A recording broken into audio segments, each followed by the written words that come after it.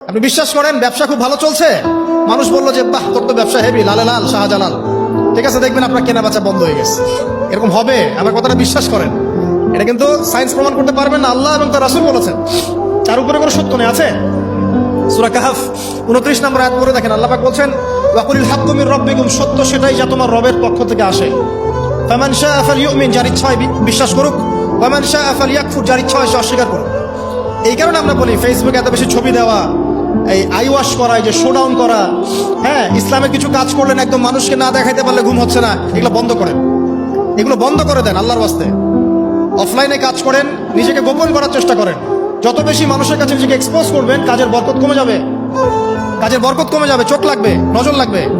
এবং চোখ লাগা বদ নজরে বহু আলেম আস্তে আস্তে মাঠ থেকে মাইনাস হয়ে গেছে না, যায় নাই? এখন কি আলেমদের সংখ্যা বেশি না কম? যত দিন যাবে আলেমের সংখ্যা আরো কমে যাবে।